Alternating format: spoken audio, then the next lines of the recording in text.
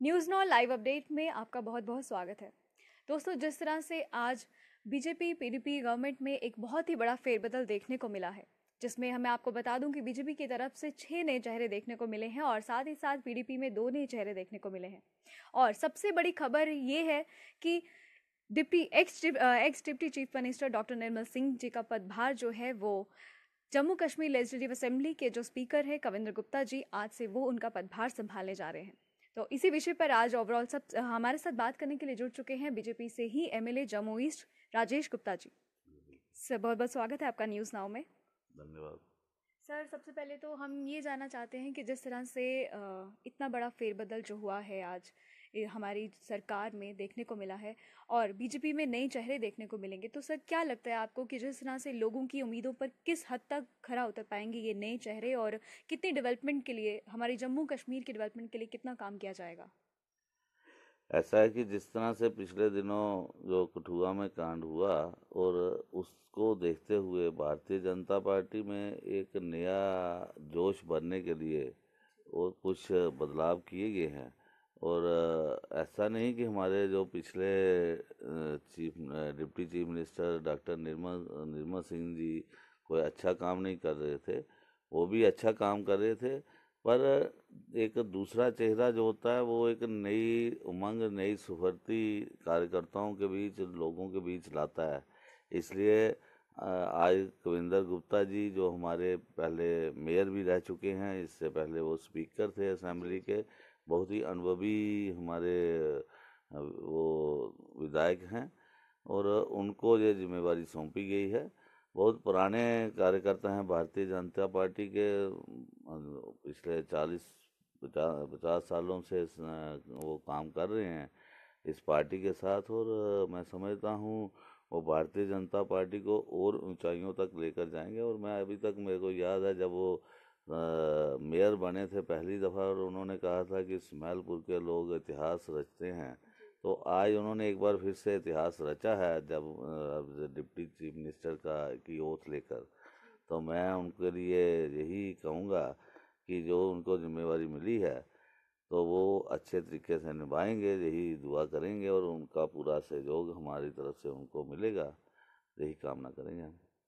Sir, क्या कहेंगे आपकी ex deputy chief minister doctor Nirmal Singh ji के लिए कि क्या वो जम्मू का पक्ष रखने में सही साबित नहीं हो पाए हैं, जो कि उनका जो पदभार है जो आज किसी और को सौंपा गया? जैसा कि मैंने पहले ही कहा कि ऐसी बात नहीं है कि हमारे डॉक्टर निर्मल सिंह जी अच्छा काम नहीं कर रहे थे। डॉक्टर निर्मल सिंह जी भी अच्छा काम कर रहे थे, पर चूंकि भारतीय जनता पार्टी और पीडीपी की पहली दफ़ा यहाँ पर जम्मू कश्मीर में सरकार बनी थी, लोगों की बहुत ज़्यादा अपेक्षाएं हमारे हमारे से थी। लोग चाहते थे 1 मिनट में सब कुछ हो जाए और डॉक्टर साहब ने बहुत सारे बदलाव यहाँ पर लाए भी। और शायद लोग चाहते थे और तेज़ी से कुछ हो। तो अब मैंने पहले ही कहा कि उन्होंने अच्छा काम किया है। चेहरा बदलने से कई बार लोगों को लगता है कि बदलाव बहुत ज़्यादा हो गया है। तो डॉक्टर निर्मल सिंह जी भी अनुभवी एक कार्यकर्ता थे, नेता थे, काफ़ी पुराने एबीवीपी के साथ 1970 से जुड़े हुए, हमारे भारतीय जनता पार्टी का मार्गदर्शक करते हुए हम उनके साथ आगे बढ़े हैं। तो मैं समझता हूँ ऐसी बात कोई नहीं थी कि डॉक्टर निर्मल सिंह जी अच्छा काम नहीं कर रहे थे, वो भी अच्छा काम कर रहे थे। पर आज भारतीय जनता पार्टी ने एक अच्छा डिसीजन, केंद्र ने एक डिसीजन लिया है, हम उसका स्वागत करते हैं। भारतीय जनता पार्टी एक कैडर बेस्ड पार्टी है, जो भी निर्णय लेती है उसका भारतीय जनता पार्टी का एक कार्यकर्ता होने के नाते हम उसका स्वागत करते हैं और एक कर्मठ कार्यकर्ता होने के नाते हम उसका पालन भी करते हैं। सर, जिस तरह से बात की जाए आपकी कॉन्स्टिट्यूंसी की, तो आपकी कॉन्स्टिट्यूंसी से आपके जो लोग हैं वो आपसे बेहद सेटिस्फाइड हैं, काफ़ी कुछ हद तक सेटिस्फाइड हैं। आपने इतना काम किया है, डेवलपमेंट, इतनी ज़्यादा डेवलपमेंट लाई है अपनी कॉन्स्टिट्यूंसी में, जो कि लोग काफ़ी ज़्यादा उसकी सराहना भी करते हैं। तो कहीं ना कहीं क्या कहेंगे, आपकी पार्टी ने आपको मौका नहीं दिया? क्या कहना है आपका इस पर?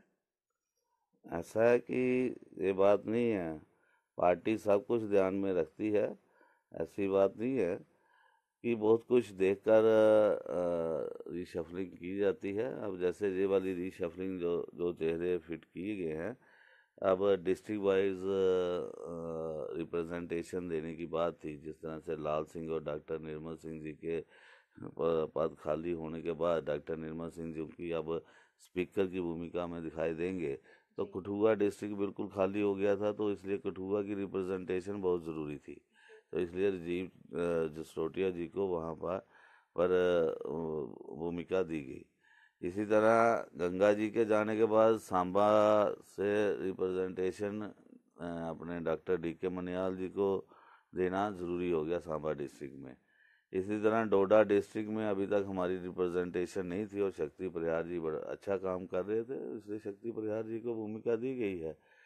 और ये डिस्ट्रिक्ट वाइज जो रिप्रेजेंटेशन जिस तरह से दी गई है, और चूँकि जम्मू शहर की अगर बात करें तो अब कविंदर जी डिप्टी सीएम के रूप में आए हैं और उसके साथ हमारे साथ शर्मा जी भी आए हैं, तो नेचुरली दो लोग एडजस्ट हुए हैं, तो पार्टी हमें भी मौका देगी, ऐसी कोई बात नहीं है।